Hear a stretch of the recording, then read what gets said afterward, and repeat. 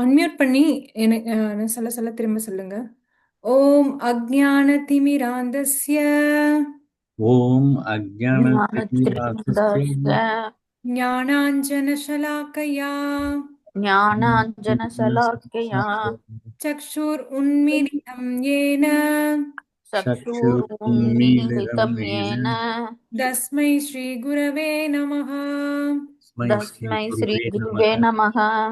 நம ஓம் விஷ்ணுபாதாய नमः नमो ॐ विष्णुपादाय கிருஷ்ணபேஷ்டாய பூதலே कृष्णप्रेष्ठाय भूतले भूतले ஸ்ரீமதே பக்தி வேதாந்த श्रीमते श्रीमते भक्तिवेदान्त स्वामिन् इति नामिने स्वामिन् भक्तिवेदान्तस्वामिने इति नामिने। नमस्ते सरस्वती देवे नमस्ते नमस्ते सरस्वती सरस्वति देवे देवे गौरवाणी प्रचारिणे गौरवाणी प्रचारिणी निर्विशेष शून्यवादी निर्विशेष शून्यवादी पाश्चात्य देशधारिणे पाश्चात्य देशधारिणी। जय श्री कृष्ण चैतन्य जय श्री कृष्ण चैतन्य प्रभु नित्यानंद प्रभु नित्यानंद श्री अद्वैत गदाधरा श्री अद्वैत गदाधरा श्रीवासादि गौरभक्त वृंदा श्रीवासादि गौरभक्त वृंदा। नमो महावदान्याय नमो महावदान्याय कृष्ण प्रेम प्रदायते कृष्ण प्रेम प्रदायते कृष्णाय कृष्ण चैतन्य कृष्णाय कृष्ण चैतन्य नाम्ने गौरत्विषे नमः. नाम्ने गौरविद्रेश नमः। हरे कृष्णा हरे कृष्णा कृष्णा कृष्णा हरे हरे कृष्णा कृष्णा हरे हरे हरे राम हरे राम राम राम हरे हरे. राम राम हरे हरे. हरे कृष्णा. हरे कृष्णा. हरे कृष्ण माताजी. हरे कृष्ण हरे कृष्ण प्रभुजी. அத்தியாயம் 2 ஆரம்பமாக போகுது. இது கீதையுடைய உட்பொருள் சுருக்கம் அப்படின்னு சொல்லி அழைக்கப்படுது இந்த அத்தியாயம். முதல் அத்தியாயம் எல்லாம் பார்த்திருப்பீங்க. முதல் அத்தியாயத்துல அர்ஜுனன் தன்னுடைய உறவினர்கள் எல்லாத்தையும் பார்க்கறான். பார்த்துட்டு அட்டாச்மெண்டால தன்னுடைய உறவினர்களை வதம் பண்ணணுமா, குல தர்மத்தை பத்தி யோசிக்கிறான். ஆஹ் இந்த போர் முடிஞ்சதுக்கு அப்புறம் யாரும் உயிரோட இருக்க மாட்டாங்க, பெண்களுடைய கதி என்னாகும், பெண்கள்லாம் விதவையா மாறிடுவாங்க, நாட்டுடைய நிலைமை என்ன எப்படி இருக்கும் அப்படின்னு சொல்லிட்டு எல்லாத்தையும் பத்தி யோசிச்சு வில்லில் சிறந்த அர்ஜுனன் அந்த வில்ல நழுவ விட்டு ஒரு டிப்ரெஷனுக்குள்ள போயிடுறான். கிருஷ்ணா, என்னால இந்த போர் புரிய முடியாது, என்னை மன்னிச்சிடு அப்படின்னு சொல்லிட்டு இந்த வில்ல கீழே போட்டுட்டு பகவான் கிருஷ்ணர் கிட்ட என்னால முடியாதுன்னு தலையில கை வச்சு உட்கார்ந்துடுறான். 2வது அத்தியாயத்திலிருந்து தான் உண்மையான பகவத்கீதையே ஆரம்பமாகுது. ஓ, இந்த பகவத்கீதையில 2வது அத்தியாயத்திலிருந்து பகவான் என்ன அர்ஜுனன் வழியா நமக்கு இங்க சொல்ல போறார் அப்படின்றத பார்க்கலாம். இந்த அத்தியாயத்துல மொத்தம் 72 ஸ்லோகா இருக்கு. அதனால எல்லா ஸ்லோகாவும் நம்ம பார்க்க போறது இல்ல. முக்கியமான ஸ்லோகாவை ரிசைட் பண்ணலாம். மற்றது எல்லாத்தையும் நான் பொருளுரை எல்லாத்தையும் கொஞ்சம் ஷார்ட் பண்ணி சொல்றேன். ஏன்னா நம்ம 1 hourல 72 ஸ்லோகாவையும் கவர் பண்ணணும் அப்படின்றது கஷ்டம். அதனால முக்கியமான ஸ்லோகாவை மட்டும் நம்ம ரிசைட் பண்ணலாம். முதல் இந்த 2வது அத்தியாயம் எப்படி ஆரம்பிக்குது அப்படின்னா, திருதராஷ்டிரன் கிட்ட சஞ்சயன் சொல்றான், இந்த மாதிரி அர்ஜுனன் வில்ல கீழே போட்டுட்டு நான் போர் புரிய மாட்டேன் அப்படின்னு சொல்லிட்டு உக்காந்துட்டான் அப்படின்னு சொன்ன உடனேவும் திருதராஷ்டிரனுக்கு ஒரே சந்தோஷம். அப்பா, அர்ஜுனன் போர்ல இருந்து விலகி போயிடுவான், கண்டிப்பா என்னுடைய குழந்தைகள் தான், என்னுடைய பசங்க தான் வெற்றி வாகை சூடுவாங்க, இன்னும் நாடு நமக்கு தான் அப்படின்னு சொல்லிட்டு சந்தோஷப்படுறான். அப்போ சஞ்சயன் சொல்றான், பொறு பொறு திருதராஷ்டிரா, கிருஷ்ணர் ஏதோ அர்ஜுனன் கிட்ட சொல்ல போறார், வெயிட் பண்ணி பாரு அப்படின்னு சொல்றார். சஞ்சயன் சொல்றான், தம் ததா கிருபயாவிஷ்டம் அஷ்ரு பூர்ணா குலேக்ஷணம் விஷீதந்தம் இதம் வாக்கியம் உவாச்ச மதுசூதன. அர்ஜுனன் இரக்கத்தால மூழ்கி மனம் பலவீனம் அடைந்து கண்கள்ல கண்ணீர் மல்கிய நிலையில இருக்கிறத கண்ட மதுசூதனரான கிருஷ்ணர் பேச ஆரம்பிக்கிறார் திருதராஷ்டிரா. அதனால அத கேளு முதல்ல அப்படின்னு சொல்றார். இந்த உலகத்துல நம்ம மற்றவர்கள் படக்கூடிய துக்கங்களை பார்த்து கவலையை பார்த்து நம்மளும் இரக்கம் கொள்றோம், நம்மளும் கண்ணீர் சிந்துறோம். ஐயோ, இந்த மக்கள் இவ்வளவு கஷ்டப்படுறாங்களே, இவ்வளவு துன்பப்படுறாங்களே, அவங்களுக்கு உதவி பண்ணணுமே அப்படின்னு நினைக்கிறோம். ஆனா அது தவறு கிடையாது. ஆனா இந்த உடல் அப்படின்றது ஒரு மெட்டீரியல் திங், ஒரு ஜட பொருள். உண்மையானது யாரு? உள்ள இருக்கக்கூடிய ஆத்மா.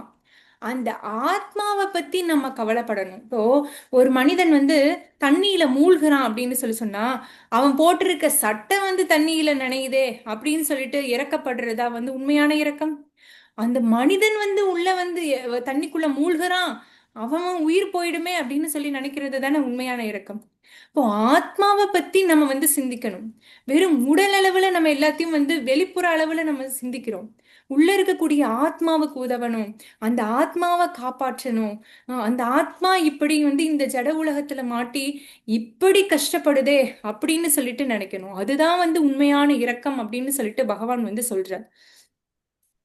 பகவான் ஆரம்பிக்கிறார். ஸ்ரீ பகவானுவாச்ச குதஸ்த்வா கஷ்மலம் இதம் விஷமே சமுபஸ்திதம் அநார்யஜூஷ்டம் அஸ்வர்க்கியம் அகீர்த்திகரம் அர்ஜுன.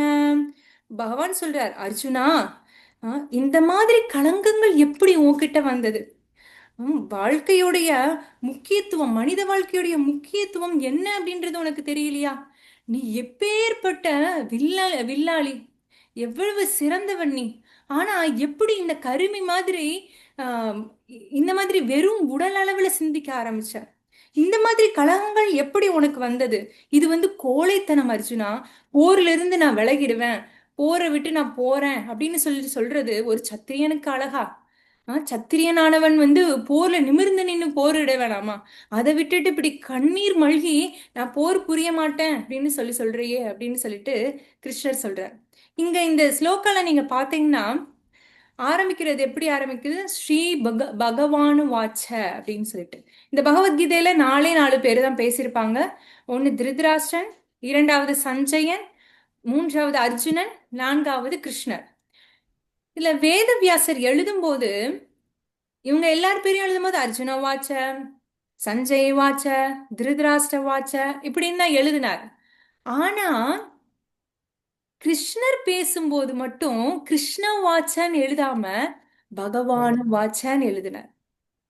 பகவான் அப்படின்றதுக்கு அர்த்தம் என்ன? பகவான் அப்படின்றதுக்கு அர்த்தம் யாரு ஐஸ்வர்யங்களை முழுமையாக பெற்றவர், 6 ஐஸ்வர்யங்களையும் முழுமையாக நிரம்ப பெற்றவர் எவரோ அவர்தான் பகவான். செல்வம், புகழ், பலம், அறிவு, அழகு, துறவு, தியாகம் இதெல்லாம் 6 ஐஸ்வர்யங்களையும் முழுமையாக நிரம்ப பெற்றவர் யாரு? நம்ம கிட்டயும் இந்த இதெல்லாம் இருக்குது. நம்ம கிட்டயும் செல்வம் இருக்கு, நம்ம கிட்டயும் அறிவு, அழகு இதெல்லாம் இருக்கு, பலம் இருக்குது, ஓரளவு பலம் இருக்குது. ஆனா இது எல்லாமே கொஞ்சம் கொஞ்சம் இருக்குது. முழுமையா யாருக்கிட்டையும் இருக்குன்னு சொல்ல முடியாது, எல்லார்கிட்டையும் எல்லாமே இருக்குன்னு சொல்ல முடியாது. ஆனா பகவான் கிட்ட இந்த 6 ஐஸ்வர்யங்களையும் முழுமையாக நிரம்ப பெற்றதாலதான் கிருஷ்ணரை பகவான் அப்படின்னு அழைக்கிறாங்க. இப்போ பகவான 3 நிலைகள்ல அறிகிறாங்க.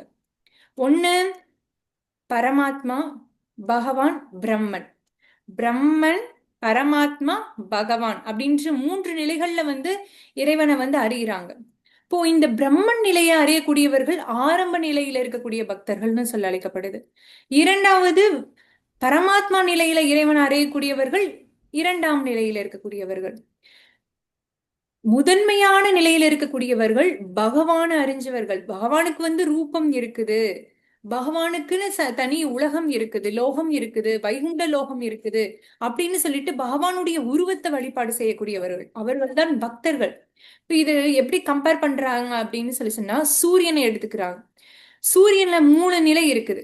சூரிய ஒளி, சூரியனை சுத்தி இருக்கக்கூடிய சூரிய பரப்பு, அதுக்கடுத்து சூரிய கிரகம், சூரியனுக்குள்ள இருக்கக்கூடிய அந்த சூரிய கிரகம், 3 நிலை இருக்கு.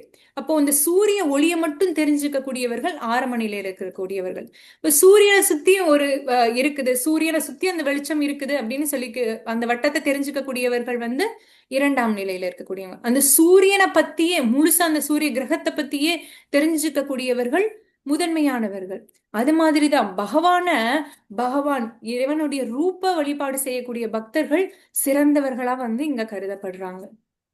இப்போ பகவான் சொல்றார், இந்த மாதிரி தாழ்வான மனநிலைக்கு இடம் கொடுக்காத அர்ஜுனா, இது வந்து உனக்கு பொருத்தமானதே கிடையாது. நீ சத்திரியன். இந்த அற்பமான அந்த பலவீனத்தை விட்டுடு அப்படின்னு சொல்லிட்டு சொல்றார். அர்ஜுனனை பார்த்தா பிரித்தாவின் மகனே அப்படின்னு சொல்லி சொல்லி அழைக்கிறார். ஏன்னா பிரித்தா அப்படின்றவங்க யார்? குந்தி தேவி. குந்தி தேவி கிருஷ்ணருடைய அத்தை. இந்த குந்தி தேவி வாழ்க்கையில பல கஷ்டங்களை வந்து சந்திச்சாங்க. எவ்வளவோ கஷ்டங்களை சந்திச்சும் கூட மனம் வந்து இவங்க தளரல கிடையாது. அவங்க 5 பசங்களையும் அவ்வளவு கஷ்டங்களுக்கு மத்தியிலும் வளர்த்தாங்க. அவ்வளவு மன உறுதி கொண்ட ஒரு பெண்ணுக்கு நீ மகனா பிறந்திருக்க, பிரித்தாவின் மகனே, உங்க அம்மா மாதிரி மன உறுதியோட இரு அர்ஜுனா அப்படின்னு சொல்லிட்டு இங்க சொல்ற. நீ வந்து உன்னுடைய பாட்டனார பீஷ்மர் மேலையும் உன்னுடைய குரு மேலையும் வந்து பெருந்தன்மை காட்டணும்னு நினைக்கிற. அந்த மனப்பான்மையில நீ போற துறக்கணும்னு நினைக்கிற. அது வந்து உன்னுடைய இதய பலவீனத்தை தான் குறிக்குது அர்ஜுனா. இது வந்து பொய்யான பெருந்தன்மை. இதனால வந்து யாரும் சந்தோஷம் அடைய போறது கிடையாது. இந்த பொய்யான அஹிம்சையை நீ கைவிட்டுரு. ஒரு சத்திரியனுக்கு கடமை என்ன? நாட்டு மக்களை வந்து பாதுகாக்கணும். அந்த நாட்டு மக்களை பாதுகாக்கிறதுக்கு, தர்மத்தை நிலைநாட்டுறதுக்கு, சட்ட ஒழுங்க நாட்டுல வந்து கடைபிடிக்கணும் அப்படின்னு சொல்லி சொன்னா ஹிம்சைய ஒரு அரசன் வந்து கடைபிடிச்சுதான் ஆகணும். இப்போ போர்க்களத்துடைய அந்த மத்தியில நின்னுகிட்டு நான் வந்து போர் புரிய மாட்டேன், நான் ஹிம்சையை தான் கடைபிடிப்பேன் அப்படின்னு சொல்லி சொன்னா நாட்டு மக்களுடைய நிலை என்னாகும்? அப்போ ஹிம்சைய வந்து சில சமயங்கள்ல நாட்டு மக்களின் நன்மைக்காக கடைபிடிக்க வேண்டியது ஒரு சத்திரியனுடைய கடமை. பிரபுபாதர் வந்து பாத்தீங்கன்னா ஒரு புத்திஸ்ட் ஒரு புத்திஸ்ட் குரு கிட்ட பேசிக்கிட்டு இருக்கார். அப்போ அந்த புத்திஸ்ட் குரு சொல்றார், நாங்க வந்து அஹிம்சையை தான் கடைபிடிப்போம் அப்படின்னு சொல்லி சொல்றார். அப்போ கிருஷ்ணர் வந்து போர்க்களத்துல ஏன் வந்து இந்த மாதிரி ஹிம்சை பண்ண சொல்லி சொல்றார்? இது வந்து நல்லது கிடையாது இல்லையா, நாங்க அஹிம்சை வழியை தான் ஃபாலோ பண்ணுவோம் அப்படின்ற. இப்போ பிரபுபாதர் சொல்றார், சரி, உங்ககிட்ட பெண் சீடர்களும் இருக்காங்க. நீங்க தெருவில் போய்கிட்டு இருக்கீங்க உங்க பெண் சீடர்களோட. இப்போ திடீர்னு ஒருத்தவங்க வந்து உங்களுடைய பெண் சீடர்களை வந்து அட்டாக் பண்ணி அவங்க கைப்பிடிச்சு இழுத்து இந்த மாதிரிலாம் பண்ணா நீங்க என்ன பண்ணுவீங்க அப்படின்னு கேட்குறார். உடனே இந்த புத்திஸ்ட் குரு வந்து யோசிச்சு நான் எதுவும் பண்ண மாட்டேன், நான் வந்து அஹிம்சையை தான் கடைபிடிப்பேன் அப்படின்ற. அப்போ அங்க இருந்த உங்களுடைய சீடர்கள், பெண் சீடர்கள் எல்லாம், குருதேவா, அப்போ எங்களை நீங்க பாதுகாக்க மாட்டீங்களா? எங்களுக்கு ஏதாவது ஒரு ஆபத்து வந்தா எங்களை வந்து அப்படியே விட்டுருவீங்களா? அஹிம்சையை கடைபிடிக்கணும் அப்படின்னு சொல்லவும் அப்புறம் அவர் யோசிக்கிறார். இப்போ எந்த இடத்துல நம்ம வந்து வயலன்ஸை ஃபாலோ பண்ணுமோ அந்த இடத்துல ஃபாலோ பண்ணி தான் ஆகணும். ஒரு சத்திரியன் வந்து நான் ஹிம்சைய வந்து கடைபிடிக்க மாட்டேன் அப்படின்னு சொல்லி சொன்னா நாட்டு மக்களுடைய நிலை என்னாகும்? அதனால உன்னுடைய கடமையை செய்யணும் அர்ஜுனா, உன்னுடைய தர்மத்தை நீ வந்து செய்ய தவறாத அப்படின்னு சொல்லி சொல்ற.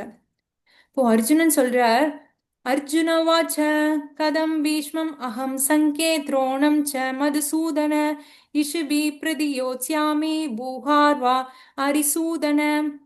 எதிரிகளை கொல்லக்கூடிய மதுசூதனா அப்படின்ற அரக்கனை அழித்தவரே, எப்படி என்னுடைய பூஜைக்கு உரியவரான பீஷ்மரையும் துரோணரையும் என்னால போர்ல கொல்ல முடியும்?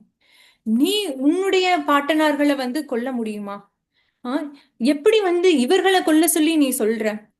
மது அப்படின்னு அரக்கனை அழிச்ச நீதான் என்னக்குள்ள உள்ளுக்குள்ள ஏற்பட்டு இருக்கக்கூடிய சந்தேகத்தையும் அழிக்கணும் கிருஷ்ணா அப்படின்னு சொல்லி சொல்ற. அவர் சொல்றார், கிருஷ்ணா, நான் பிச்சை எடுத்து கூட வாழ்வேன், அதை விட்டுட்டு என்னுடைய சொந்த உறவினர்களை கொன்னுட்டு இந்த நாட்டை ஆள்றதுலயே எனக்கு கொஞ்சம் கூட விருப்பம் கிடையவே கிடையாது.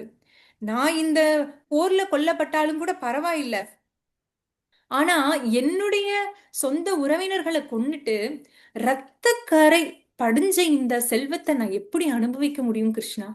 ஆ, எப்படி நான் இத சந்தோஷமா கொண்டாட முடியும்? என் வெற்றியை யார் கூட நான் வந்து ஷேர் பண்ண முடியும்? நம்ம வந்து ஏதாவது வாழ்க்கையில் அச்சீவ் பண்ணோம் அப்படின்னா உறவினர்கள் கிட்ட எல்லாத்துக்கிட்டையும் ஷோ ஆஃப் பண்ணணும்னு நினைப்போம்.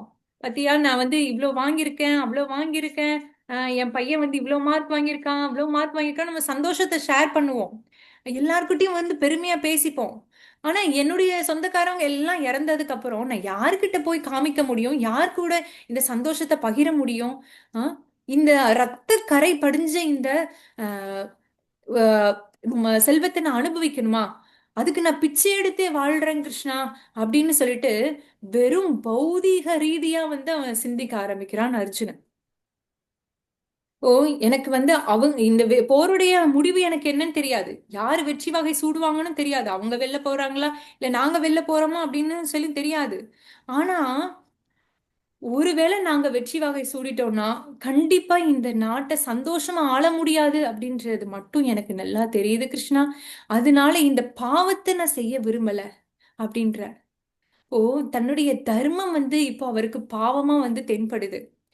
இதுக்கு காரணம் அவருடைய புலன்களால கட்டுப்படுத்தப்படுறார். அவருடைய புலன் இன்பங்களை பத்தி நினைக்கிறார். ஐயோ, நம்ம சொந்தக்காரங்களை நம்ம இழந்துட்டோம்னா நமக்கு வந்து இன்பம் இருக்காதே. யாரு கூட நம்ம சந்தோஷத்தை ஷேர் பண்ணுவோம்? நம்மளுடைய தாத்தாவை இழந்துட்டோம் அப்படின்னா நம்மளால சந்தோஷமா இருக்க முடியுமா அப்படின்னு சொல்லிட்டு அவர் அவரை பத்தி யோசிக்கிறார். இப்போ அவருடைய துன்பத்துக்கு காரணம் என்னன்னா பகவானுடைய அந்த திட்டத்துல வந்து அவர் வந்து அவருடைய விருப்பத்துல அவர் அலைநாகல கிடையாது. பகவானுடைய விருப்பத்திற்கு மாறா அர்ஜுனன் நடந்துக்கிறார். அதனாலதான் அவருக்கு வந்து இவ்வளவு சோகம், துக்கம், துன்பம், துயரத்துக்குள்ள வந்து அர்ஜுனன் மூழ்கி இருக்கார். எப்போ ஒரு ஜீவாத்மா பகவானோட ஒன்றி அவருடைய விருப்பத்தின்படி வந்து நடக்க ஆரம்பிக்குதோ அப்போ வந்து எல்லாமே அவனுக்கு இன்பமயமா தெரியுது. எப்போ பகவானுடைய விருப்பத்துக்கு எதிர்ப்பா நம்ம வந்து நடக்க ஆரம்பிக்கிறோமோ அப்போ நம்மளுடைய செயல்கள் எல்லாமே நமக்கு வந்து துன்பத்தை கொடுக்கக்கூடியதா நமக்கு விளங்குது. நம்ம சாஸ்திர சம்பிரதாயங்களை ஃபாலோ பண்ணி வாழும்போது நமக்கு எல்லாமே நன்மையா நடக்குது. ஆனா சாஸ்திரத்துக்கு அகெயின்ஸ்டா நம்ம செய்யும் போது என்ன நடக்குது? ஆட்டோமேட்டிக்கா பாவ கர்ம வினைகளை நம்ம சேர்த்துக்கிறோம். அப்போ பாவ கர்ம வினைகளால நம்ம துன்பப்பட வேண்டியதா இருக்குது. இந்த ஸ்லோகா வந்து எல்லாரும் சொல்லுங்க. कार्पण्य दोषो भगतः स्वभावः कार्पण्यदोषबहवत् स्वभावः पृच्छामि त्वां धर्म सम्मूढचेदाः पृच्छामि त्वां धर्म सम्मुक्ते स्वाहा यच्छ्रेयस्या निश्चितं ब्रूहि तन्मे यस्यां यस्यां निस्वितं के नित्यं हे शिष्यस्तेऽहं साधिमां त्वां प्रपन्नम् शिष्यस्तेहिं स्वामिमां त्वां वां प्रम्यम् இப்போது நான் என் கடமையை பற்றி குழப்பம் அடைந்து கருமித்தனமான பலவீனத்தால் என் இயல்புகளை எல்லாம் இழந்து விட்டேன். இந்நிலையில் எனக்கு நல்லது எது என்று நிச்சயமாக கூறும்படி உம்மை கேட்டுக்கொள்கின்றேன். இப்போது உம்மிடம் சரணடைந்த சீடன் நான். அருள் கூர்ந்து எனக்கு அறிவுரை கூறுவீராக. ஓ, அர்ஜுனன் முழு குழப்பத்தோட, கிருஷ்ணா எனக்கு இப்ப என்ன பண்றதுனே தெரியல. உன்னை நான் இப்ப குருவா நான் ஏத்துக்கொள்றேன். என்ன சீடனா ஏத்துக்கிட்டு எனக்கு உபதேசம் பண்ணு அப்படின்னு சொல்லிட்டு கிருஷ்ணர் கிட்ட சரணடைகிறார். கிருஷ்ணர் சொல்றார், நம்ம ரெண்டு பேரும் நண்பர்கள் அர்ஜுனா, எப்படி திடீர்னு நான் குருவா மாறுறது அப்படின்னு சொல்றார். உனக்கு குழப்பமான சூழல் வந்தா ஒரு ஆன்மீக குருவை அணுகணும். நீ ஏன் வந்து வியாசதேவர் மாதிரியான ஒரு சிறந்த முனிவர்களை அணுகி கேட்க கூடாது அப்படின்னு சொல்லிட்டு டெஸ்ட் பண்றார் அவருடைய உறுதிய. அப்ப அர்ஜுனா சொல்றான், இல்ல இல்ல கிருஷ்ணா, உன்னை விட சிறந்த ஒரு ஆன்மீக குரு எனக்கு கிடைக்க மாட்டார். என்னை பத்தி முழுசா உனக்கு தான் தெரியும் கிருஷ்ணா. எனக்கு நல்லது எது கெட்டது எது அப்படின்னு சொல்லிட்டு உனக்கு மட்டும்தான் தெரியும். தயவு செஞ்சு என்னை வந்து என்ன சீடனா ஏத்துக்கிட்டு எனக்கு உபதேசம் பண்ணு அப்படின்ற. இப்போ நம்மளுடைய வாழ்க்கையிலும் சில தருணங்கள்ல குழப்பம் ஏற்படலாம். எது தர்மம், எது அதர்மம், எதை வந்து நம்ம ஃபாலோ பண்ணணும், எது ஃபாலோ பண்ணக்கூடாது, எப்படி வாழ்க்கைய வந்து நம்ம நடத்தணும், வாழ்க்கையுடைய லட்சியம் என்ன, பிறப்புக்கு அப்புறம் இறப்புக்கு அப்புறம் வந்து என்ன நடக்கும் அப்படின்னு சொல்லிட்டு நிறைய குழப்பங்கள் இருக்கலாம். அப்போ நம்ம ஒரு ஆன்மீக குருவை அணுகி அவர்கிட்ட தஞ்சம் புகுந்து அவர்கிட்ட வந்து கேள்விகளை கேட்டு அவருடைய உபதேசங்களை நம்மளும் பெறணும் அப்படின்றத அர்ஜுனன் வந்து நமக்கு வந்து தெரிவிக்கிறார் இதன் மூலமா. ஓ, இந்த இடத்துல அர்ஜுனன் கிருப்பனா அப்படின்னு சொல்லி அழைக்கப்படுறான். கிருப்பனா அப்படின்றதுக்கு அர்த்தம் என்னன்னா குழம்பிய நிலையில இருக்கக்கூடிய மனிதன் அப்படின்னு சொல்லி அர்த்தம். இப்போ மனிதனாக நம்ம பிறந்தும் கூட மனிதனுக்கான பிரச்சனை என்ன நம்ம வாழ்க்கையில வந்து எல்லாருக்கும் 4 பிரச்சனை இருக்குது. பிறப்பு, இறப்பு, நோய், முதுமை. இதுதான் வாழ்க்கையோட உண்மையான பிரச்சனை. ஆனா நம்ம எதை எதையோ பிரச்சனை நினைச்சுக்கிட்டு அந்த பிரச்சனையெல்லாம் சால்வ் பண்றதுக்கு நம்ம ஓடிக்கிட்டு இருக்கோம். ப்ராப்ளம் மேல ப்ராப்ளம் வந்துகிட்டே இருக்கு. நம்ம ஒன்னொன்னுக்கும் சொல்யூஷன் கண்டுபிடிக்கிறோம். அதுக்கடுத்து புதுசா ப்ராப்ளம் வந்துகிட்டே இருக்கு. ஆனா அதெல்லாம் உண்மையான ப்ராப்ளமே கிடையாது. லைஃப்ல இருக்கக்கூடிய முக்கியமான 4 பிரச்சனை என்னன்னா பிறப்பு, இறப்பு, நோய், முதுமை. அதுக்கான தீர்வை கண்டுபிடிக்கணும். அதுதான் வந்து மனித வாழ்க்கையுடைய முக்கியத்துவம். அந்த வாய்ப்பை நம்ம பயன்படுத்திக்கணும் அப்படின்னு சொல்லி சொல்றாரு. நம்ம எல்லாரும் வந்து நினைக்கிறோம் எல்லாருக்கும் குடும்பம், தேசப்பற்று, இந்த மாதிரி சமூக பற்று, இந்த மாதிரி அந்த பற்றுகளுக்குள்ளதான் வாழ்ந்துகிட்டு இருக்கோம். என்னுடைய மனைவி, என்னுடைய குழந்தைகள், என்னுடைய பெற்றோர், என்னுடைய தாத்தா பாட்டின்னு ஒரு ரூஃபுக்கு இல்ல வாழ்ந்துகிட்டு இருக்கோம். இப்போ இவங்களெல்லாம் பாதுகாக்க வேண்டியது என்னுடைய கடமைன்னு நினைக்கிறோம். ஆனா அவங்கள இறப்புல இருந்து நம்மளால தடுக்க முடியுமா? நம்ம கண்ணு முன்னாடியே தாத்தா இறந்து போறாங்க, பாட்டி இறந்து போடுறாங்க, அப்பா அம்மாவுக்கு வயசாகுது, நமக்கும் வயசாகுது. இப்போ நம்மளுடைய உற்றார் உறவினர் எல்லாரும் இறந்து போறாங்க. ஆனா நம்மளால அவங்கள பாதுகாக்க முடியுமா இறப்புல இருந்து? யாராலையும் முடியாது. அப்புறம் எப்படி நம்மள பாதுகாக்க முடியும்? நம்ம வந்து நினைக்கிறோம் நம்ம தான் பாதுகாப்பு கொடுக்கிறோம் அப்படின்னு சொல்லிட்டு. ஆனா பகவான் தான் எல்லாரையும் பாதுகாக்கிறார். நம்ம எப்போ அதை அண்டர்ஸ்டாண்ட் பண்றோமோ இறைவன் தான் எல்லாரையும் பாதுகாக்கிற. இப்போ நம்ம வந்து திடீர்னு சொல்லிட்டு ஹார்ட் அட்டாக் வந்து ஒரு ஃபேமிலியில ஒருத்தர் இறந்துட்டார் அப்படின்னா அந்த ஃபேமிலி அப்படியே நின்னுடுமா என்ன? அவர் இல்லாம அந்த ஃபேமிலி ஓடாம இருக்காத என்ன? அவங்க ஒரு ஒரு மாதம் கொஞ்ச நாட்கள் வந்து கொஞ்சம் மாதங்கள் வருடங்கள் கூட அந்த கவலை கண்டிப்பா இருக்கும். ஆனா அவங்க இல்லாததால அவங்க யாரும் வாழாம இருக்க போறது கிடையாது. அவங்க லைஃபை நோக்கி அவங்க போய்கிட்டே தான் இருப்பாங்க. கண்டிப்பா மிஸ் பண்ணுவாங்க. ஆனா அவங்க லைஃப் வந்து போய்கிட்டே தான் இருக்கும் இல்லையா? யார் வந்து இந்த உலகத்தை பாதுகாக்கிறா? பகவான் தான் பாதுகாக்கிறார் அப்படின்னு சொல்லிட்டு யார் புரிஞ்சுக்கிறாங்களோ அவங்க ஆட்டோமேட்டிக்கா இந்த துன்பங்களால கவலைப்பட மாட்டாங்க. ஓ, பகவான் சொல்றாரு இந்த கருமித்தனமான பலவீனத்தை விட்டுடுக்க அர்ஜுனா, உன்னுடைய கடமைய செய் அர்ஜுனா அப்படின்னு சொல்லி சொல்றார்.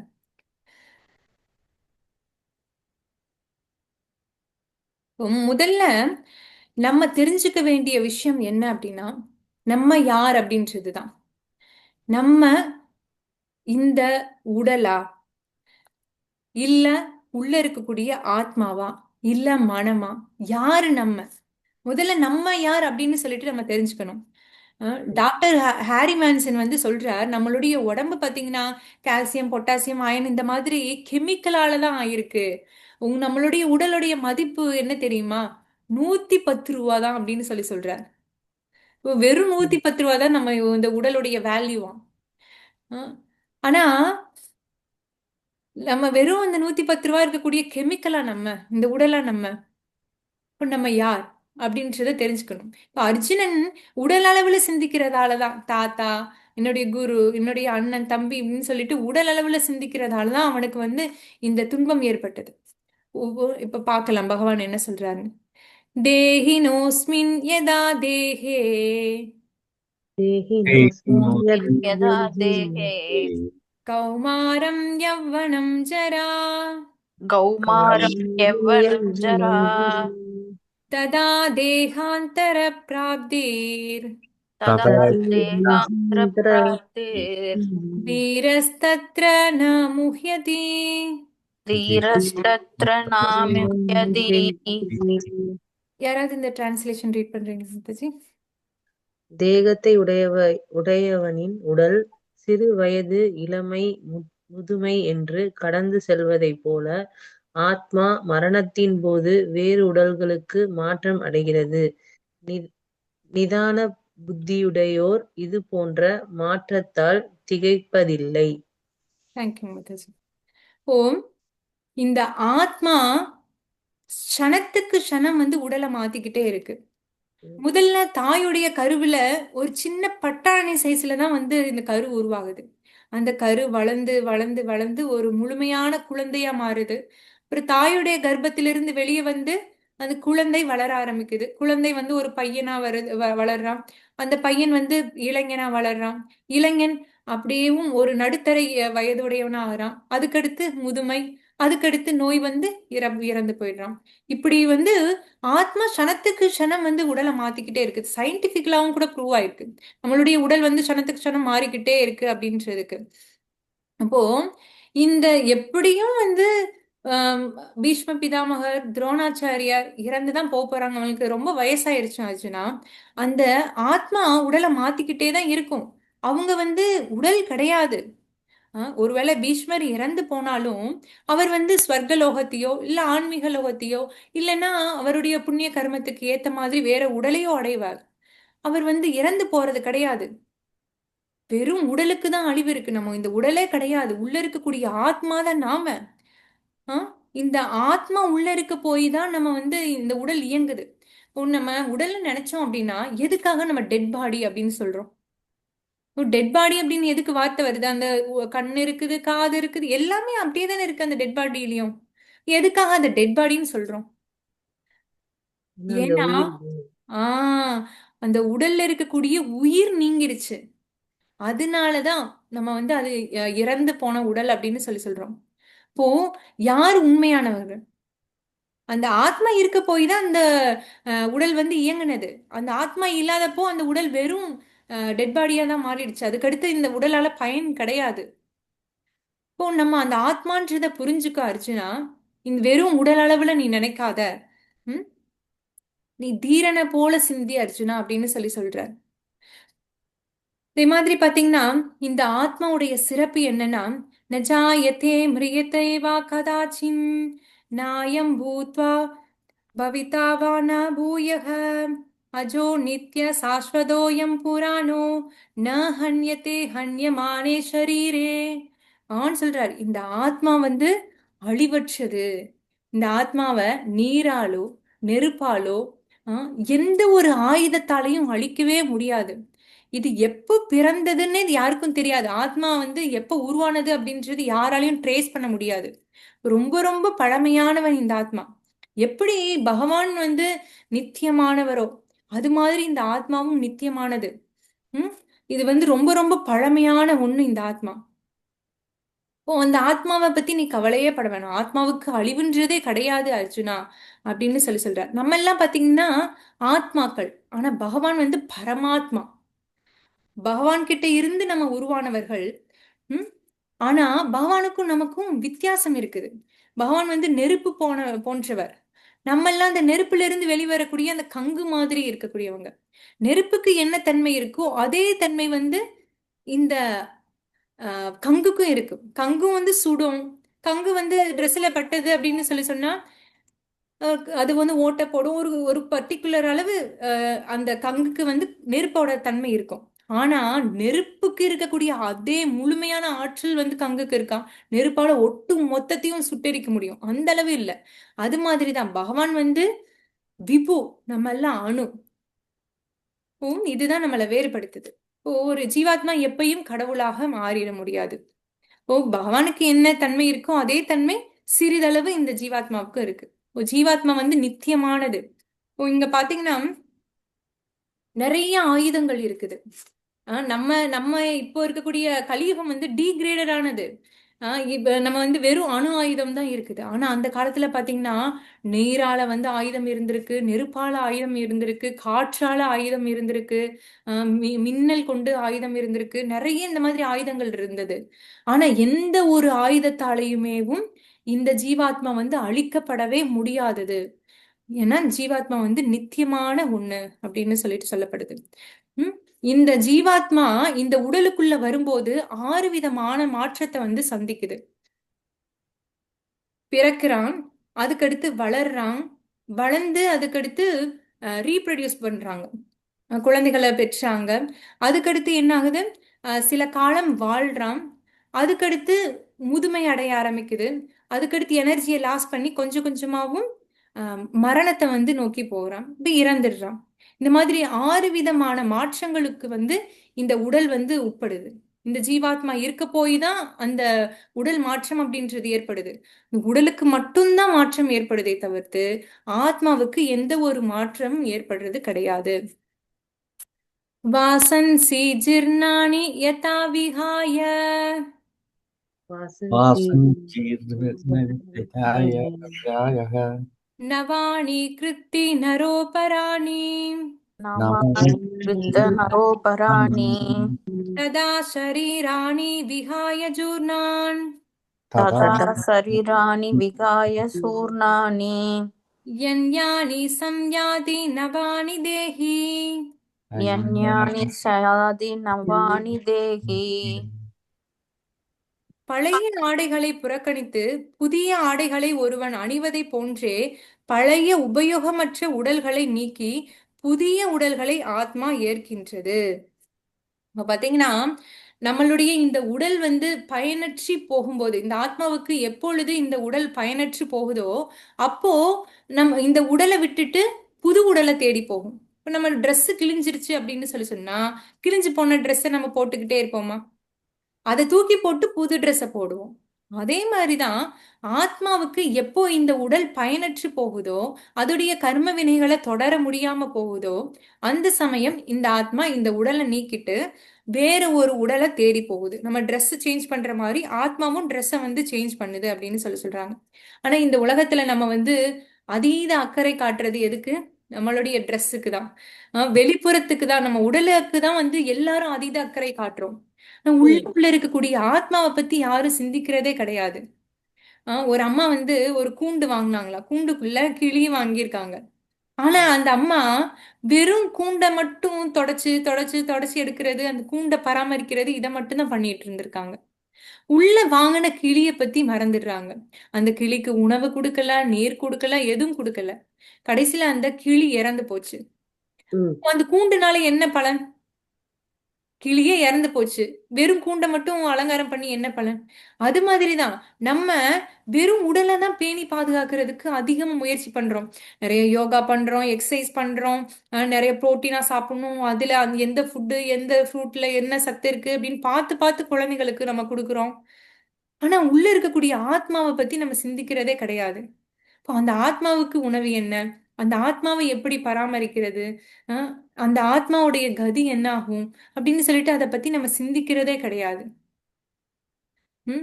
நம்ம எப்படி வந்து ஆஹ் அடுத்தடுத்து ஜென்மங்கள் இருக்கலாம். ஒரு ஒரு அம்மாவோட உடல்ல, அம்மாவோட கர்ப்பப்பையிலேயே ட்வின்ஸ் பிறக்குறாங்க.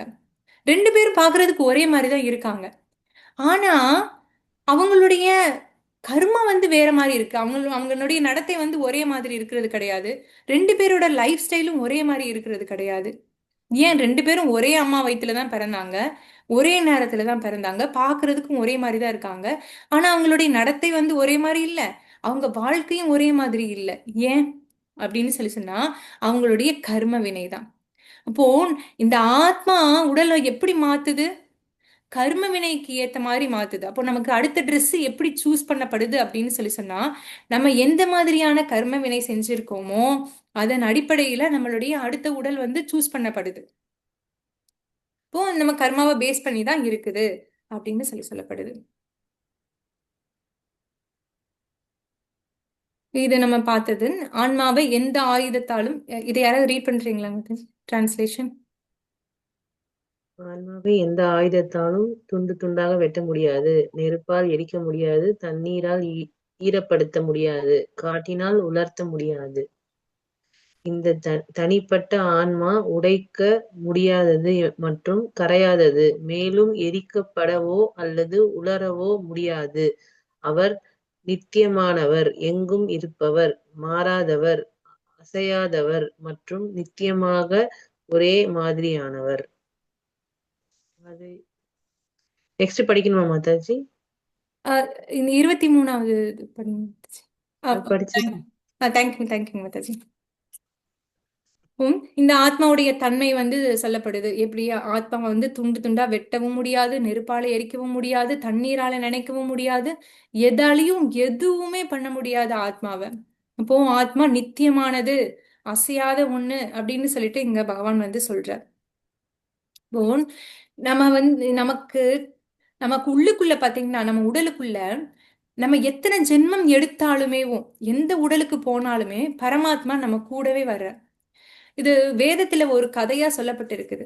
ஒரு மரத்துல இரண்டு கிளிகள் வந்து உட்கார்ந்திருக்கு. ஒரு கிளி வந்து பழத்தை கொத்தி சாப்பிடுது, இன்னொரு கிளி வெறுமனே வேடிக்கை பார்க்குது.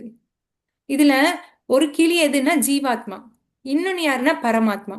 இப்போ பரமாத்மா நான் அந்த ஜீவாத்மா செய்யக்கூடிய கர்ம வினைகள் எல்லாவும் வந்து சாட்சியா பார்த்துக்கிட்டு இருக்கு. நம்ம வந்து சில சமயங்கள் தவறு செஞ்சுட்டு யாருக்கும் தெரியாதுன்னு நினைக்கிறோம். ஆனா உள்ளுக்குள்ள கடவுள் பகவான் பரமாத்மாவா நமக்குள்ளேயே இருக்கார். நம்ம என்ன என்ன செயல் செய்யறோம் அப்படின்றதெல்லாம் வாட்ச் பண்ணிக்கிட்டே தான் இருக்கார். எல்லாமே ரெக்கார்ட் பண்ணிக்கிட்டே இருக்காரு சித்ரகுப்தர்.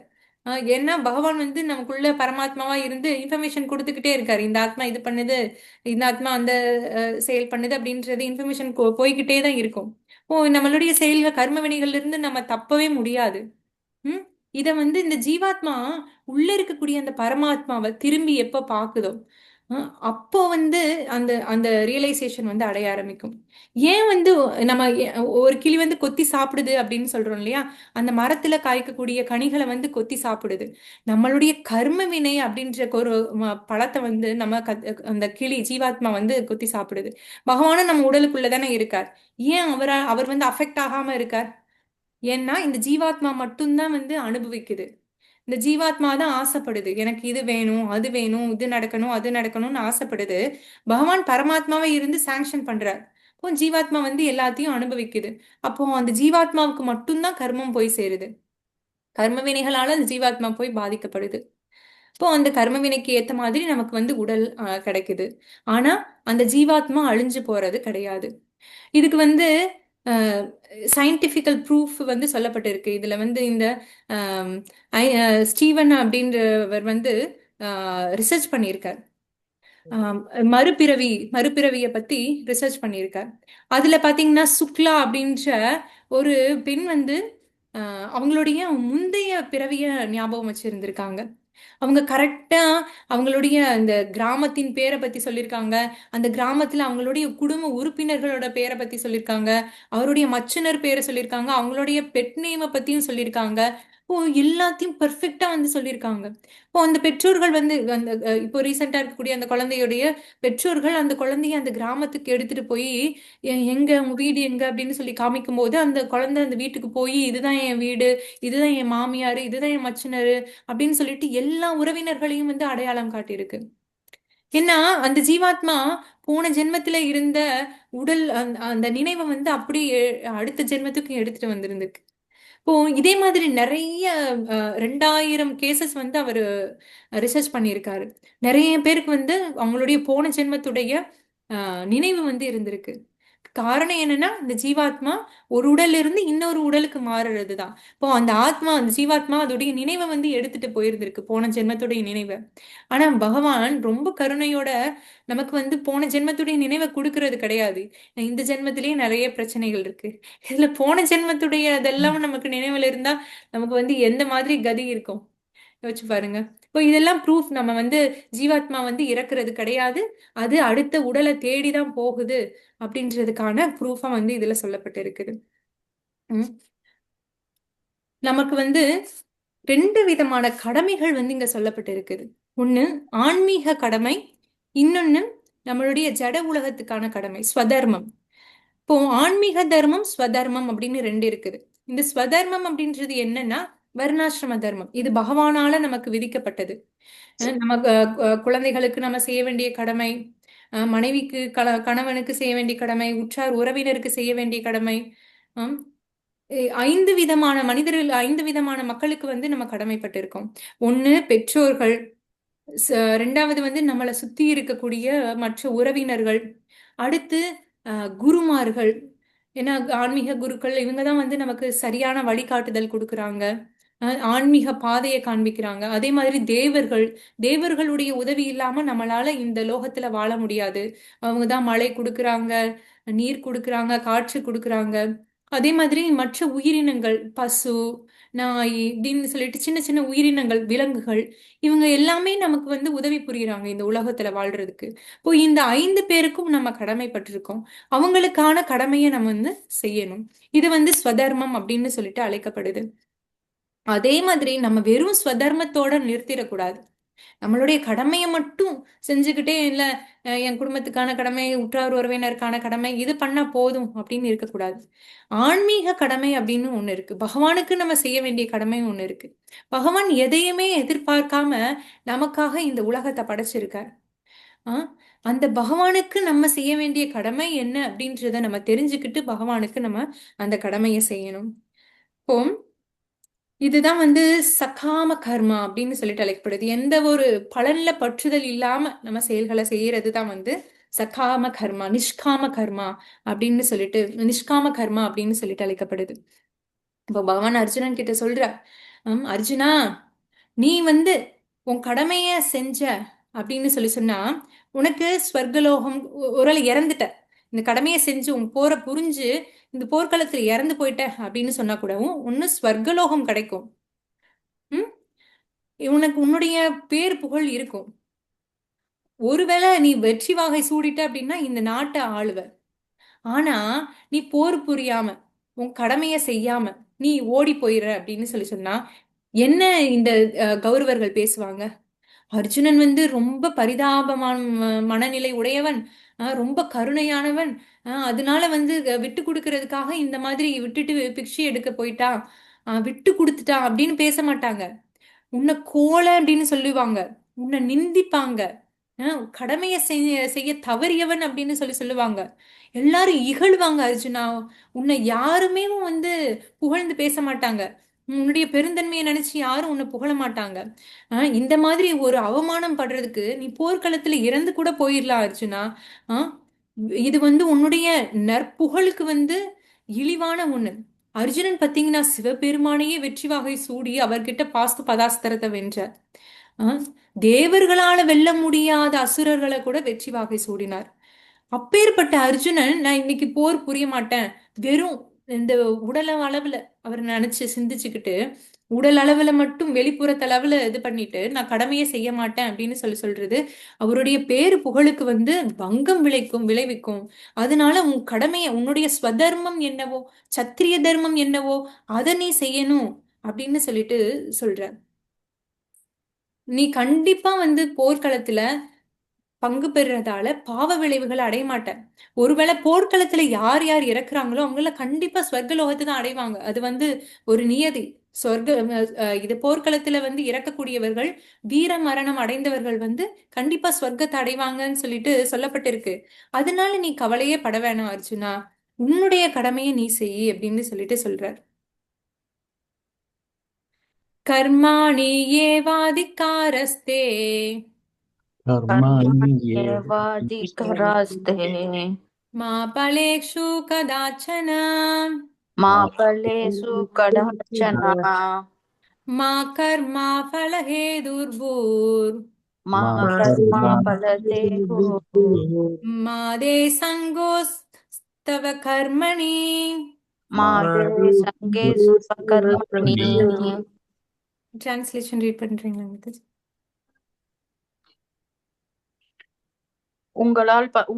உங்கள் பரிந்துரைக்கப்பட்ட கடமை செய்ய உங்களுக்கு உரிமை உண்டு. ஆனால் செயலில் பலன்களை பெற உங்களுக்கு உரிமை இல்லை. உங்கள் செயல்களின் விளைவுகளுக்கு உங்களை நீங்களே காரணம் என்று கருதாதீர்கள். உங்கள் உங்கள் கடமையை செய்யாமல் இருக்காமல் பற்று கொள்ளாதீர்கள். தேங்க்யூ மாதாஜி. இப்போ பகவான் சொல்றார், நம்மளுடைய கடமையை மட்டும் செய்யறதுக்கு தான் நமக்கு வந்து அதிகாரம் இருக்குது. நமக்கு என்ன கடமை விதிக்கப்பட்டிருக்கோ அது அந்த கடமையை செய்ய மட்டும்தான் அதிகாரம் இருக்கு. ஆனா நம்ம செய்யக்கூடிய கடமையினால பலன் விளையும் இல்லையா, அந்த பலன்ல அதிகாரம் கொள்ளாதேன்னு சொல்றார். எதுக்காக பகவான் இதை சொல்றார்? நான் வந்து ஒரு செயலை செய்யறேன், நான் கஷ்டப்பட்டு உழைக்கிறேன் அப்படின்னா பலனை எதிர்பார்த்து தானே நம்ம செய்வோம். ஆனா பகவான் பலனை எதிர்பார்த்து செய்யாத எந்த வேலையும் செய்யாத அப்படின்னு சொல்றார். ஏன் அப்படி சொல்றார்? ஏன்னா நம்ம செய்யக்கூடிய ஒவ்வொரு செயலுக்கும் வந்து ஒரு விளைவு ஏற்படுது. அந்த விளைவு தான் நமக்கு வந்து கர்மத்தை ஏற்படுத்துது. நம்ம ஒரு செயலை செய்யறோம், அதனால நமக்கு புண்ணிய கர்மமும் விளையலாம், பாவ கர்மமும் விளையலாம். அப்போ அந்த புண்ணிய பாவ கர்மத்தால தான் இந்த உலகத்துல நம்ம பந்தப்பட்டு அதனால இன்ப துன்பத்தை மாறி மாறி அனுபவிச்சுக்கிட்டு இருக்கோம். இதே அந்த பலன்கள்ல பற்றுதல் இல்லாம இது என்னுடைய கடமை, அதுக்காக நான் இந்த கடமையை செய்யறேன் அப்படின்னு சொல்லிட்டு நம்ம செஞ்சோம் அப்படின்னு சொன்னா பகவானுக்காக செய்யறேன், பகவானை திருப்திப்படுத்துறதுக்காக. ஏன்னா ஸ்வதர்மத்தை உருவாக்குனது பகவான் தான். இப்போ அந்த கடமையை நான் பகவானுக்காக செய்யறேன் அப்படின்ட்டு செய்யும்போது அந்த கடமைகள்ல அஹ், அதனால விளையக்கூடிய பலன்கள்ல எனக்கு எந்த ஒரு இதுவும் ஏற்படாது, புண்ணியமும் ஏற்படாது, பாவமும் ஏற்படாது. பகவானுக்காக நான் அது செய்யக்கூடிய கடமையா மாறிடும். இப்போ அர்ஜுனா, ஒருவேளை நீ போர்க்களத்துல எல்லாரையும் கொன்னு பாவம் விளைகிறதா நினைச்சாலும் இந்த போர் எனக்காக புரி. பகவான் இந்த போர் நடக்கணும்னு நினைக்கிறார். ஏன்னா அதர்மத்தை அழிச்சு தர்மத்தை ஸ்தாபகம் பண்ணணும் அப்படின்னு சொல்லிட்டு பகவான் நினைக்கிறார்.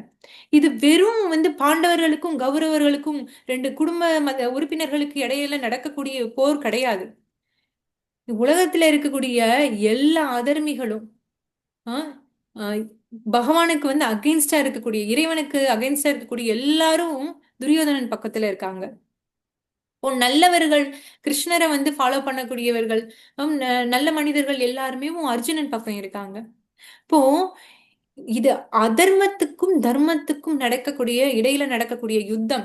இப்போ அதர்மிகளை அழிச்சு தர்மத்தை ஸ்தாபகம் பண்ணணும்.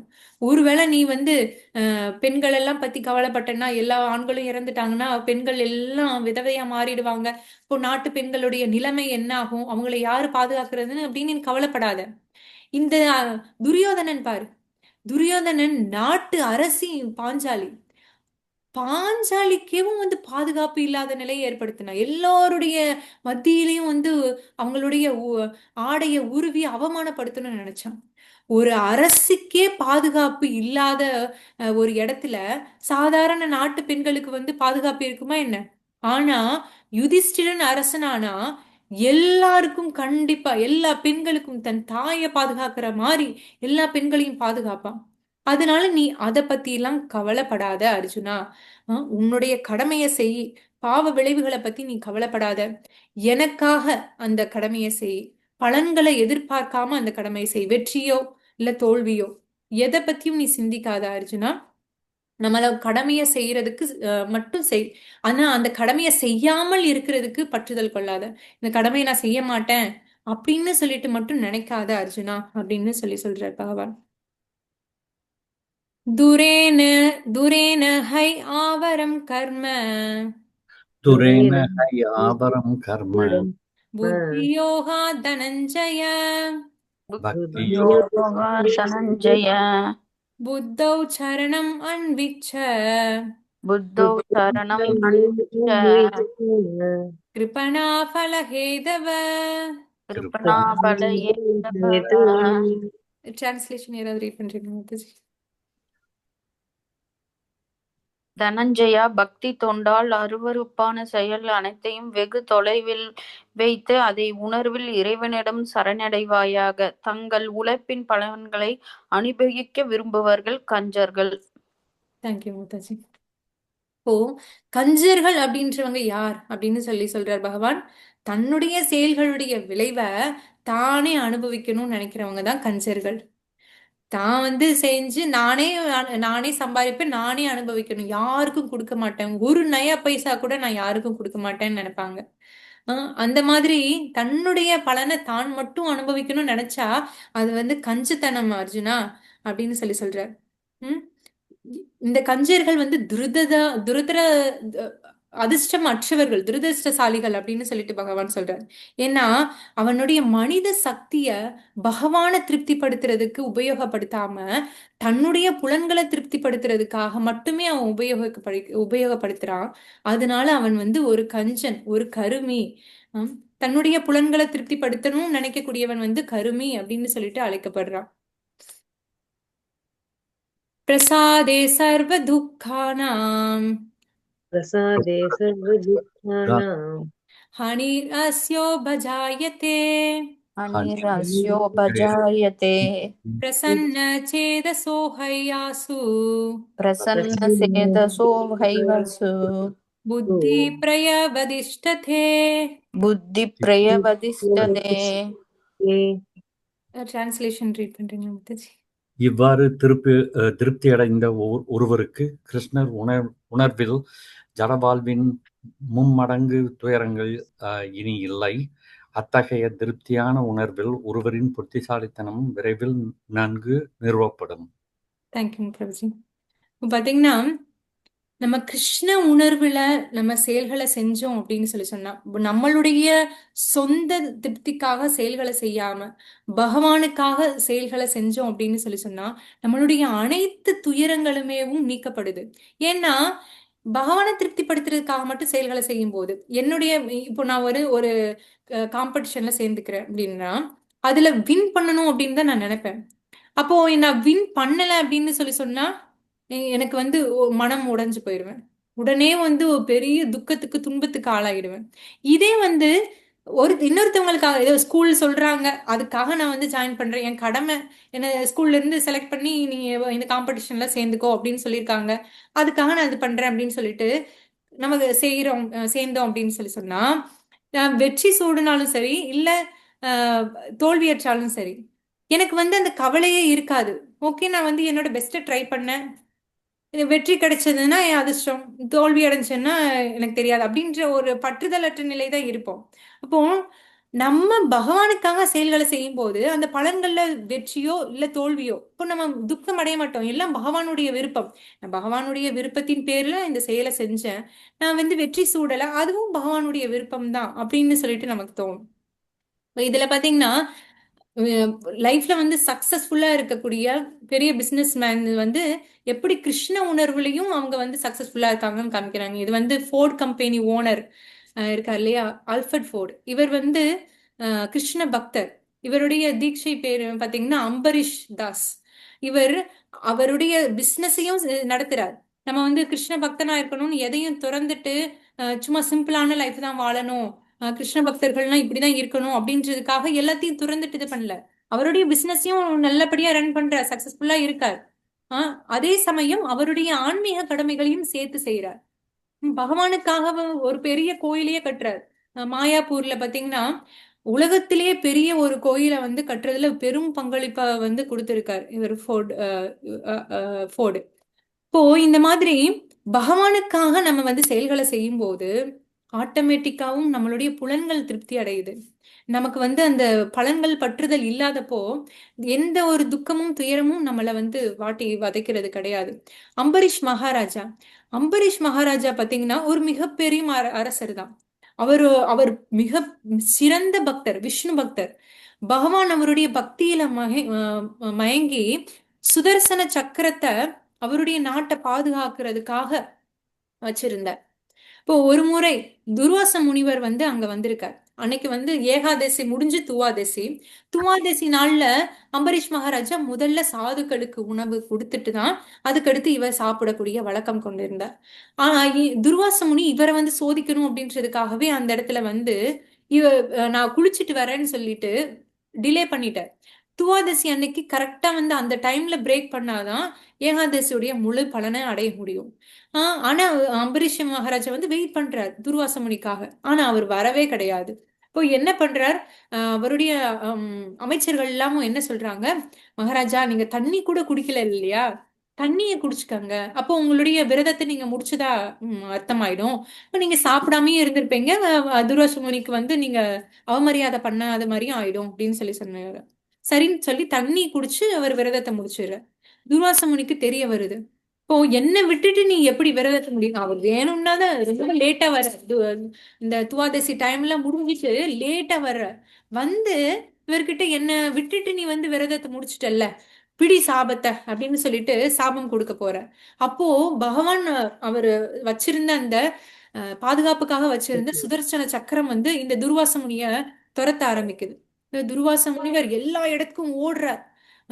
பிரம்மதேவர் கிட்ட ஓடுறார், சிவபெருமான் கிட்ட ஓடுறார், தேவர்கள் கிட்ட ஓடுறார், யாருனாலையும் பாதுகாப்பு கொடுக்க முடியல. சரி விஷ்ணு பகவான் கிட்டே போலான்னு விஷ்ணு பகவான் கிட்ட போற. விஷ்ணு பகவான் சொல்றாரு, எனக்கு எதுவும் தெரியாதுப்பா, என்னுடைய பக்தன் கிட்ட நீ அபச்சாரப்பட்டுட்ட, என் பக்தன் மன்னிச்சா உனக்கு சுதர்சன் வந்து உன்னை மன்னிப்போம். நான் சொல்லி அது கேட்க போறது கிடையாது. நீ போய் அம்பரீஷ் மகாராஜாட்ட கேளு அப்படின்னு சொல்ல உடனே அம்பரீஷ் மகாராஜாவோட கால்ல விழுந்து என்னை மன்னிச்சிடு அம்பரீஷா, தயவு செஞ்சு என்னை மன்னிச்சிடு அப்படின்னு சொல்லிட்டு கால்ல விழுந்து கேட்கிறார். அப்போ அம்பரீஷ் மகாராஜா சுதர்சனர் கிட்ட கேட்டு வேண்டி கேட்கிறார், தயவு செஞ்சு துர்வாச முனியை எதுவும் பண்ண வேணாம் அப்படின்னு சொல்லி கேட்கவும் சுதர்சனர் வந்து எதுவும் பண்ணாம நிறுத்திடுறார். இப்போ பகவான் பாத்தீங்கன்னா பக்தர்கள் மேல அதீத பிரியம் வச்சிருக்கார் பகவான். உம் பக்தர்கள் எந்த அளவுக்கு நம்ம பகவான் மேல அன்பு வச்சிருக்கோமோ அதை விட 100 மடங்கு 1000 மடங்கு பன்மடங்கு அன்பு, அதீத அன்பு வச்சிருக்கார். பகவான் கிட்ட நம்ம அபச்சாரப்பட்டாலும் பக்தர்கள் கிட்ட அபச்சாரப்பட்டா பகவான் மன்னிக்கவே மாட்டார். பகவானை நீங்க எவ்வளவு அவதூறா பேசினா கூட பகவான் மன்னிச்சிடுவார். ஆனா பக்தர்களை அவதூறா பேசணும் அப்படின்னா பகவான் மன்னிக்கவே மாட்டார். ஏன்னா பகவான் அதீத பிரியத்தை, தன்னை விட வந்து உயர்ந்ததான் தன்னுடைய பக்தர்களை வந்து கருதுறார். அப்பேற்பட்ட பகவானுக்கு நம்ம என்ன செய்ய போறோம்? எல்லாத்தையும் நம்ம பகவானுக்காக செய்யறதால ஒரு தவறும் இல்லை. நம்மளுடைய கடமைகளை செய்யறோம், அந்த கடமையுடைய பலனை பகவானுக்கு கொடுத்துறதால நமக்கு என்ன வந்து குறைஞ்சு போயிட போகுது? இதனால நமக்கு எந்த ஒரு நஷ்டமும் ஏற்பட போறது கிடையாது. பக்தி யோகத்துல மட்டும் நம்ம என்ன ஒரு இது செஞ்சாலுமே அதனால நஷ்டம் ஏற்படக்கூடியது கிடையாது. எல்லாமே நமக்கு லாபத்தை கொடுக்கக்கூடியது. அதனால நம்ம பகவானுக்காக நம்மளுடைய செயல்களை செய்யணும். இப்போ நம்ம ஆத்மாவுக்கு, நம்ம உடலுக்காக நம்ம சாப்பாடு எடுத்துக்கிறோம், ஆத்மாவுக்காக நம்ம என்ன எடுத்துக்கிறோம்? ஆத்மாவுடைய எனர்ஜிக்கு வந்து ஆன்மீக ஞானத்தை எடுத்துக்கணும், அதே மாதிரி பகவானுடைய நாமத்தை எடுத்துக்கணும். இதுதான் வந்து ஆன்மாவுக்கு நமக்கு கொடுக்கக்கூடிய உணவு. நம்ம 11 முறை ஹரே கிருஷ்ணா மகாமந்திரம் சொல்லி இன்னைக்கான வகுப்பை நம்ம முடிச்சுக்கலாம். எல்லாரும் வந்து 11 முறை ஹரே கிருஷ்ணா மகாமந்திரம் சேர்ந்து சொல்லலாம். ஹரே கிருஷ்ணா கிருஷ்ணா கிருஷ்ணா ஹரே ஹரே, ஹரே ராமா ராம ராமா ஹரே ஹரே, ஹரே கிருஷ்ணா கிருஷ்ணா கிருஷ்ணா ஹரே ஹரே, ஹரே ராமா ராம ராமா ஹரே ஹரே, ஹரே கிருஷ்ணா கிருஷ்ணா கிருஷ்ணா ஹரே ஹரே, ஹரே ராமா ராம ராமா ஹரே ஹரே, ஹரே கிருஷ்ணா கிருஷ்ணா கிருஷ்ணா ஹரே ஹரே, ஹரே ராமா ராம ராமா ஹரே ஹரே, ஹரே கிருஷ்ணா கிருஷ்ணா கிருஷ்ணா ஹரே ஹரே, ஹரே ராமா ராம ராமா ஹரே ஹரே, ஹரே கிருஷ்ணா கிருஷ்ணா கிருஷ்ணா ஹரே ஹரே, ஹரே ராமா ராம ராமா ஹரே ஹரே, ஹரே கிருஷ்ணா கிருஷ்ணா கிருஷ்ணா ஹரே ஹரே, ஹரே ராமா ராம ராம ஹரே ஹரே, ஹரே கிருஷ்ணா கிருஷ்ணா கிருஷ்ணா ஹரே ஹரே, ஹரே ராமா ராம ராம ஹரே ஹரே, ஹரே கிருஷ்ணா கிருஷ்ணா கிருஷ்ணா ஹரே ஹரே, ஹரே ராமா ராம ராம ஹரே ஹரே, ஹரே கிருஷ்ணா கிருஷ்ணா கிருஷ்ணா ஹரே ஹரே, ஹரே ராமா ராம ராம ஹரே ஹரே, ஹரே கிருஷ்ணா கிருஷ்ணா கிருஷ்ணா ஹரே ஹரே, ஹரே ராமா ராம ராம ஹரே ஹரே. பகவான் ஸ்ரீ கிருஷ்ண பரமாத்மைக்கு ஜெய். யாருக்காவது ஏதாவது கேள்வி சந்தேகங்கள் இருக்காங்க மாதாஜி? இல்ல மாதாஜி, எனக்கு இன்னைக்கு எடுத்த கிளிப்ஸ் மட்டும் குரூப்ல அனுப்புறீங்களா? ஓகேங்க மாதாஜி.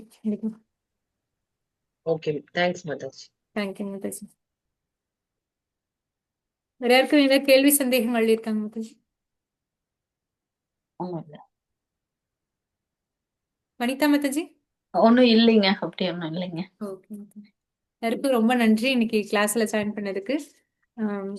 இன்றைக்கான வகுப்பை நம்ம முடிச்சிடலாம். ஸ்ரீமத் பகவத்கீதைக்கு ஜெய். கௌர பிரேமானந்தி. ஹரி ஹரி போல். ஹரே கிருஷ்ண. ஹரே கிருஷ்ண. ஹரே கிருஷ்ண.